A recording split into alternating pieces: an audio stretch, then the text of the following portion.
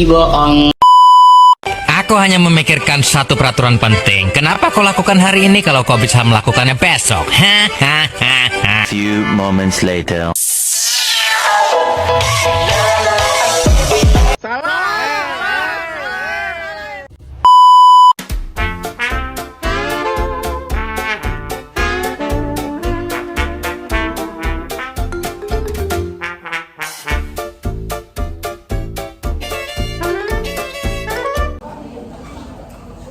Assalamualaikum warahmatullahi wabarakatuh. Selamat siang Ibu dosen dan kawan-kawan semua. Kami di sini akan memaparkan hasil kerja kami, yaitu materi yang berjudul tentang etika pengembangan ilmu pengetahuan dan teknologi dalam pandangan Islam. Saya di sini nggak sendiri, saya bersama teman-teman saya, yaitu ada Adi Isma Saputri, Indah Safira, Cindy Pristi Cayanigea, Syarif Ahmad Susun, Pianda Salsabila, Zahara Maisa Ayu, Intana Zalianti, Muhammad Rama, yaitu saya sendiri, dan Said Muhammad Imtiaz.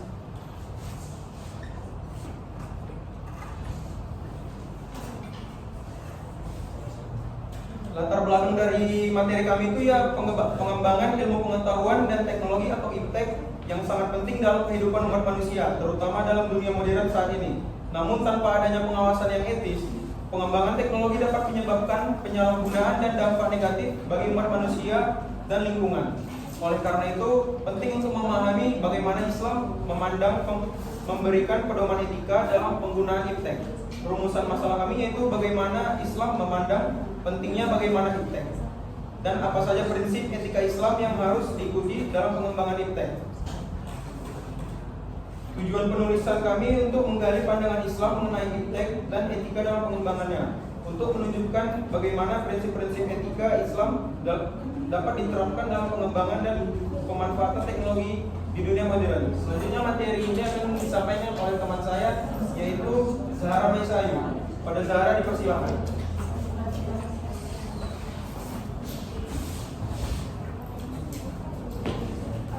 Baik, dengan saya sendiri terima kasih kepada relator yang mempersilakan saya. Saya di sini ingin melanjutkan tentang bagaimana pandangan Islam terhadap IPTEK.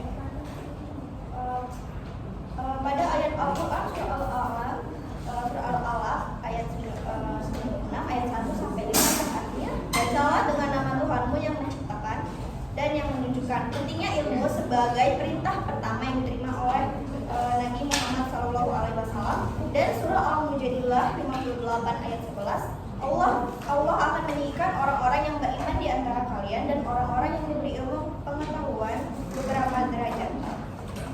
Dalam sejarah Islam, banyak ilmuwan muslim yang berkontribusi pada kemajuan ilmu pengetahuan dan teknologi, seperti Ibnu Sina sebagai dokter, Al-Khawarizmi matematikawan, dan Al-Biruni sebagai astronom.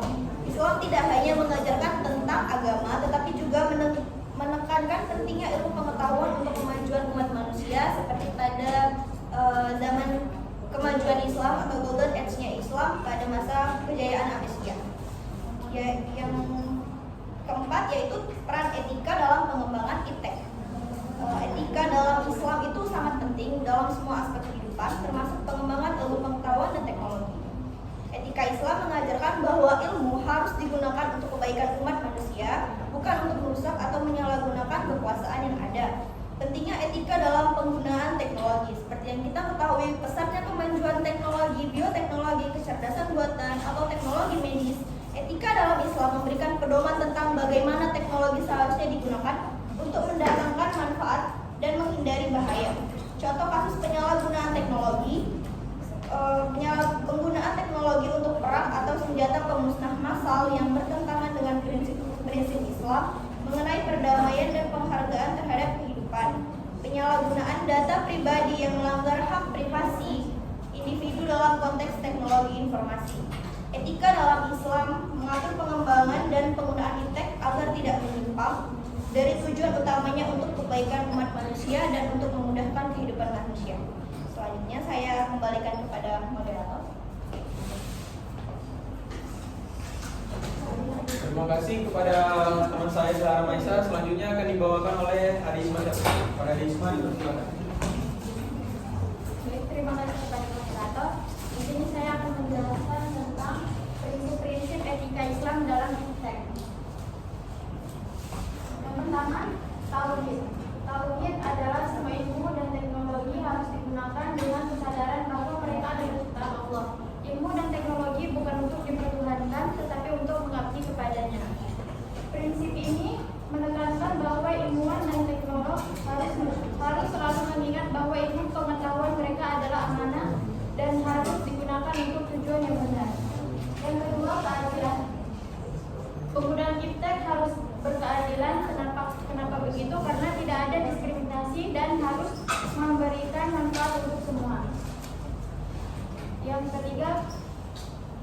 yang sosial teknologi harus dapat diakses oleh semua orang, bukan hanya kelompok tertentu. Yang ketiga, amanah. Amanah yaitu para ilmuwan harus bertanggung jawab atas dampak dari teknologi yang mereka kembangkan.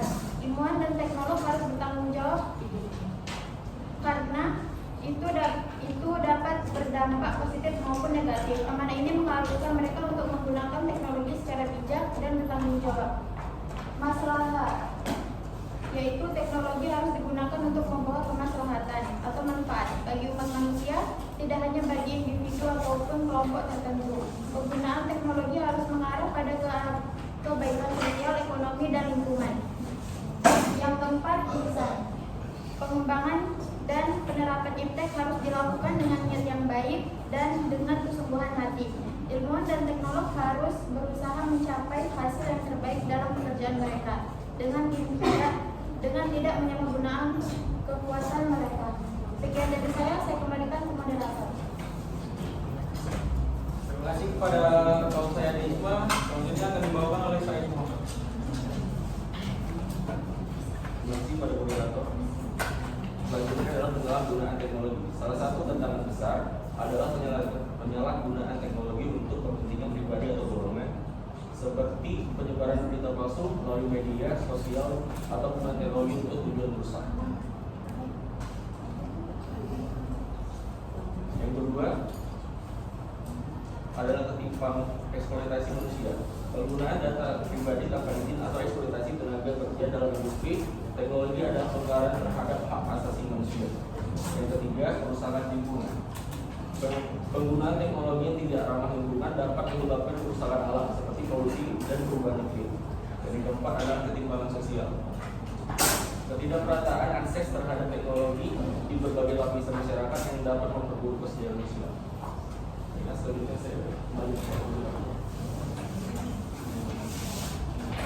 Terima kasih kepada Said Muhammad. Selanjutnya akan dibawakan oleh Siti Priscidiani Direk. Saya akan menjelaskan tentang solusi etika dalam pengembangan iptek. Yang pertama, pendidikan etika iptek. Integrasi nilai-nilai etika Islam dalam pendidikan iptek. Ilmuwan dan teknolog harus dididik dengan prinsip-prinsip moral yang kuat agar dapat mengembangkan teknologi yang bertanggung jawab. Yang kedua, pengawasan dan regulasi. Pemerintah dan lembaga internasional perlu bekerja sama untuk mengatur penggunaan teknologi secara etis. Ada kebutuhan untuk regulasi yang memastikan bahwa teknologi tidak disalahgunakan. Yang ketiga, kolaborasi antara ilmu dan agama. Integrasi ilmu pengetahuan dengan ajaran agama sehingga teknologi yang dikembangkan tidak hanya bermanfaat dalam hal teknis, tetapi juga sejalan dengan prinsip-prinsip moral yang lebih tinggi. Kesimpulan dari materi kami ialah Islam sangat mendukung pengembangan iptek, namun pengembangannya harus sejalan dengan prinsip-prinsip etika Islam. Etika Islam memberikan pedoman yang lebih mengenai penggunaan teknologi, mengutamakan kemaslahatan umat dan menghindari kerusakan. Tentang etika dalam pengembangan iptek harus dihadapi dengan kesadaran moral dan pengawasan yang ketat. Terima kasih. Saya akan kembalikan kepada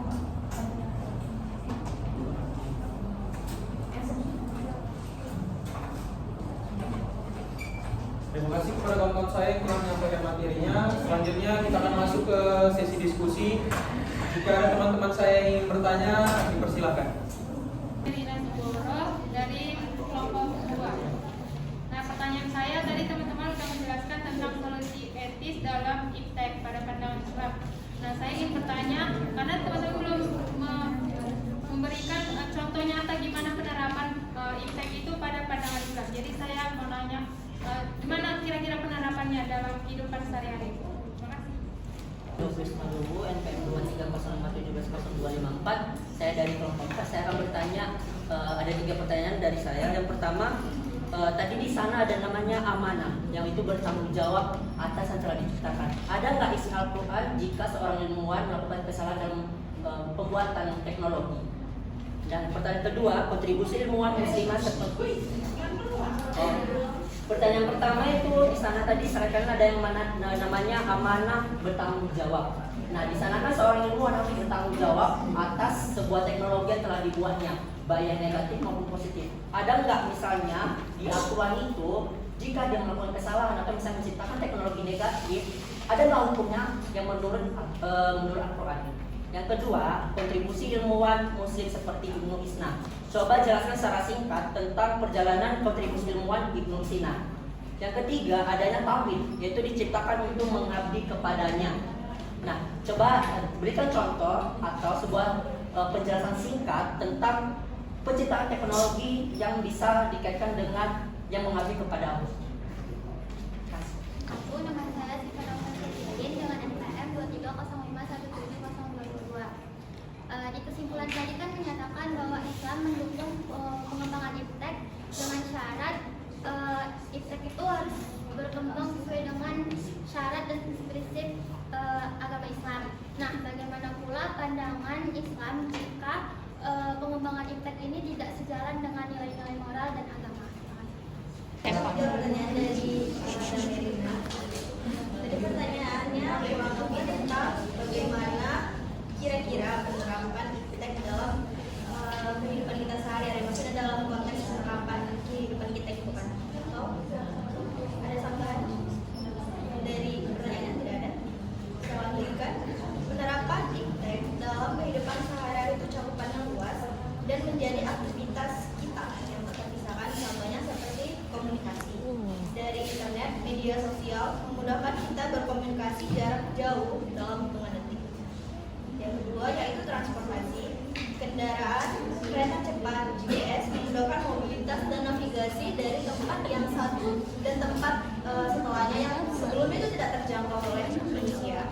Yang ketiga yaitu kesehatan, alat medis canggih seperti MRI, CT scan, aplikasi kesehatan membantu diagnosa dan pemantauan kondisi tubuh, yang dimana dapat menjadi salah satu alternatif dalam keadaan darurat ketika kita membutuhkan pertolongan atau kita ingin mengetahui apa gejala yang kita miliki.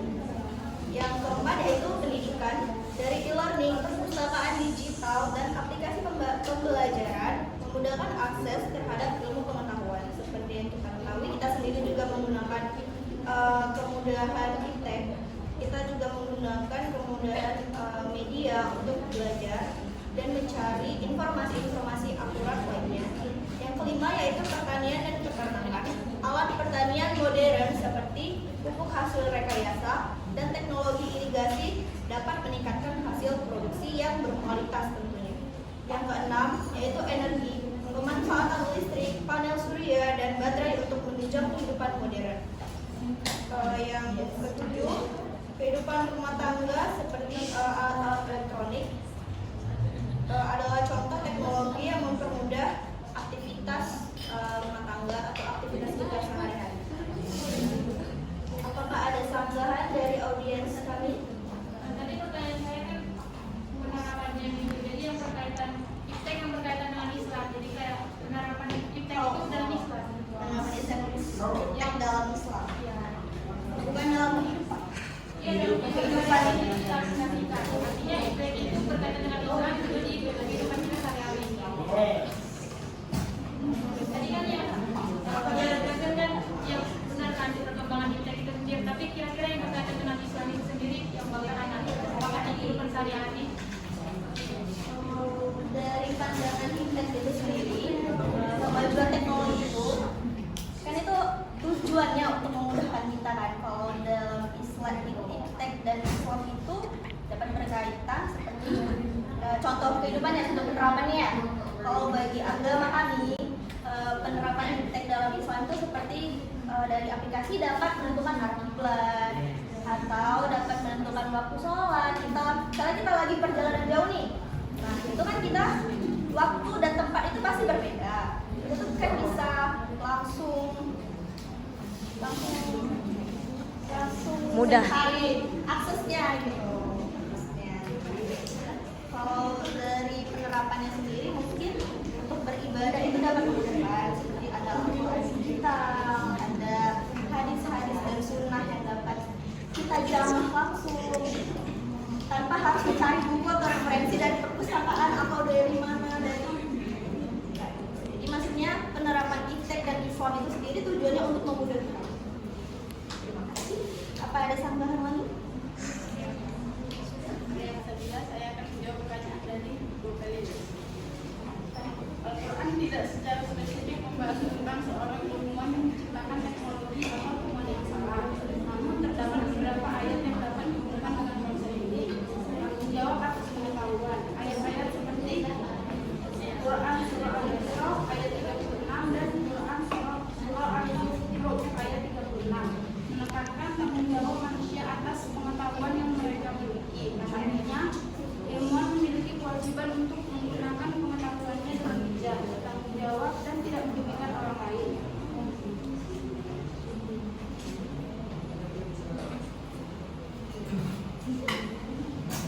Intinya, ilmuwan bertanggung jawab secara moral dan agama untuk menggunakan pengetahuan dengan bijak, menghindari kerugian dan mempertimbangkan dampak jangka panjang. Ilmu yang bermanfaat mendapatkan pahala, yang merugikan berujung dosa. Terima kasih Gaupaya. Nama saya Intan Sariati. Saya ingin menjawab pertanyaan dari Gopelius, yaitu pertanyaan tentang perjalanan seorang Ibnu Sina dalam iptek. Iptek.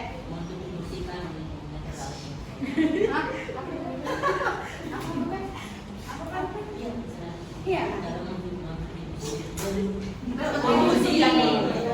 Oke. Ibnu Sina juga dikenal sebagai Avicenna, adalah seorang polimat muslim yang berpengaruh dalam sejarah ilmu pengetahuan dan teknologi. Berikut adalah perjalanan singkat Ibnu Sina dalam iptek. Yang pertama itu ada kehidupan awal dan pendidikan. Ibnu Sina lahir pada tahun 1940 di Afona dekat Bukhara, Uzbekistan. Ayahnya berasal dari ibunya berasal dari desa setempat. Ibnu Sina mulai belajar Al-Quran dan sastra Arab pada usia dini dan hafal Al-Quran pada usia 10 tahun. Terus yang kedua ada penguasaan ilmu pengetahuan. Ibnu Sina mempelajari berbagai ilmu pengetahuan, termasuk yang pertama itu ada filsafat. Ibnu Sina mempelajari filsafat, Aristoteles dan Neoplatonisme melalui karya-karya Al-Farabi dan lainnya. Terus yang kedua ada pengorbanan. Ibnu Sina mempelajari pengobatan. Ibnu Sina mempelajari pengobatan melalui karya-karya Galen dan Hippocrates serta pengalaman klinisnya sendiri. Terus yang ketiga ada matematika. Ibnu Sina mempelajari matematika melalui karya-karya Euclid dan Ptolemeus.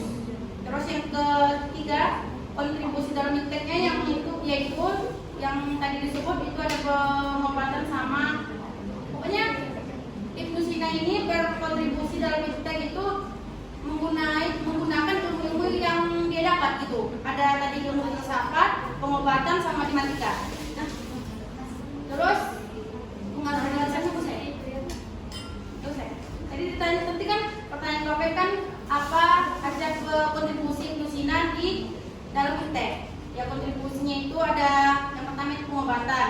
Ibnu Sina menulis ensiklopedia medis terkenal Al-Kanun fil Atib, kanun kedokteran yang menjadi standar di bidang kedokteran selama berabad-abad. Jadi yang pertama. Terus yang kedua ada filsafat. Ibnu Sina menulis karya-karya filsafat yang berpengaruh termasuk kitab Al-Sifa atau buku penyembuhan. Terus matematika. Ibnu Sina mempelajari dan mengembangkan konsep matematika melalui karya-karya Euclid dan Ptolemeus. Itu saja dari saya. Terima kasih. Kan kita belajar tentang iptek pada teknologi. Nah, sedangkan yang telah saya sebutkan perjalanan ilmuannya di sana lebih ke teori, tidak ada berkaitan dengan teknologi. Jadi kenapa namanya tertera di dalam presentasi kalian tentang perjalanan kontribusi ilmuwan iptek? Coba jelaskan. Saya izin menjawab. Kontribusi dalam teks itu terbagi dalam beberapa bidang. Jadi pada masa kejayaan Islam atau golden age-nya Islam, Ibnu Sina ini termasuk salah satu ilmuwan, filsuf. Terus dia juga banyak mengembangkan buku-buku yang dimana pada masa itu Islam dan Eropa itu masih jauh timbangan ilmunya. Jadi Ibnu Sina ini berkontribusi penting dalam iptek itu kenapa? Karena dia banyak mengembangkan tentang ilmu pengetahuan. Dibandingkan dengan teknologi, seiring berjalannya waktu, Islam itu dapat mengembangkan teknologi seperti salah satu karya dia dari kedokteran tentang monumental al-qanun fi al-tib, the Kingdom of Medicine, yang digunakan sebagai rujukan medis di Eropa hingga abad ke-17. Yang kedua yaitu dia menjelaskan diagnosis, pengobatan, anatomi, dan farmakologi. Itu dalam bidang kedokteran. Yang kedua yaitu filsafat dan logika. Memadukan filsafat Yunani, dia mengembangkan filsafat Yunani khususnya dari Aristoteles dengan pemikiran Islam. Pemikiran Islam itu bagaimana seharusnya Al-Quran dan etika dalam iptek itu disatukan dalam karya dia. Yang kedua tentang fisika, astronomi, dan kimia. Menurut etika pengembangan ilmu, menurut Ibnu Sina itu ilmu harus digunakan untuk kemaslahatan umat manusia, untuk kesejahteraan, untuk memudahkan gitu. Jadi Ibnu Sina ini berperan penting dalam iptek karena pada masa golden age-nya Islam, Ibnu Sina ini merupakan salah satu ilmuwan seperti juga Aristoteles yang lain-lain gitu. Jadi dalam Islam dia cukup berperan. Apa ada tambahan? Ini akan menjawab pertanyaan dari bagaimana pandangan Islam jika pengembangan iptek tidak sejalan dengan nilai moral agama? Dalam pandangan Islam, pengembangan ilmu pengetahuan dan teknologi sangat dianjurkan, bahkan dianggap sebagai bagian dari ibadah jika dilakukan dengan niat yang benar. Namun, jika pengembangan iptek tidak sejalan dengan nilai-nilai moral dan ajaran agama, maka Islam memandang hal tersebut sebagai sesuatu yang tidak dibenarkan dan bahkan bisa menimbulkan kerusakan seperti merusak lingkungan, mengancam kehidupan, atau melanggar hak asasi manusia. Maka itu bertentangan dengan ajaran Islam. Seperti dalam Quran surah Al-Baqarah ayat 11. Dan apabila dikatakan kepada mereka, janganlah kamu membuat kerusakan di muka bumi, mereka menjawab, sesungguhnya kami orang-orang yang mengadakan perbaikan. Itu saja, apakah ada tambahan? Terima kasih. Perkenalkan, saya Syarif Muhammad Susun. Ini menjawab pertanyaan dari Goven yang teknologi, contoh teknologi yang untuk mengabdi kepadanya dalam pandangan Islam. Nah, contohnya kalau dalam Islam, dalam agama kami itu teknologi yang keluar dari aplikasi seperti Muslim Pro yang untuk mengabdi kepada Allah tentang jadwal sholat, arah kiblat, Al-Quran juga ada di sana yang memudahkan lah tanpa membawa Al-Quran yang agak besar gitu lah. Lemuas dan lemuas. Oke. Kalau pertanyaan saya itu kan tadi di sana ada yang tahu. Nah, di sana kan di sana masih ada limun-limun yang misalkan saya sebagai manusia yang diciptakan oleh Tuhan. Kalau saya sebagai manusia atau sebagai ilmuwan harus sadar bahwa saya itu diciptakan untuk mengadu kepadanya. Nah, berikan saya penjelasan tentang hubungannya saya menciptakan teknologi dalam mengabdi kepadanya. Atau contoh yang bisa dipermudah yang mempermudah kami untuk mengerti apa maksud dari tentang perkataan tersebut, karena soalnya tadi di sana tidak menjelaskan, cuma bagian kalimat pentingnya saja. Penjelasan atau contoh yang dapat dimengerti. Misalnya ini aku manusianya, aku seorang ilmuwan, kan saya harus sadar, saya penjelasan saya harus sadar bahwa saya diciptakan untuk mengabdi kepadanya. Nah, coba berikan penjelasan atau contoh yang bisa mudah dimengerti, yang mudah dimengerti apa maksud dari kalimat tersebut, apa hubungannya. Melanjutkannya, prinsip tauhid menegaskan bahwa segala sesuatu termasuk ilmu dan teknologi adalah ciptaan Allah. Oleh karena itu, ilmu teknologi tidak boleh disembah atau dijadikan tujuan utama, melainkan harus digunakan untuk mengabdi kepada Allah Subhanahu wa taala. Nah, intinya itu, ilmuwan dan teknologi harus selalu ingat bahwa pengetahuan mereka adalah amanah dari Allah dan harus digunakan untuk tujuan yang baik dan benar. Ilmu dan teknologi bukan untuk kepentingan pribadi semata, tetapi untuk kebaikan umat manusia dan sesuai dengan ajaran agama Islam.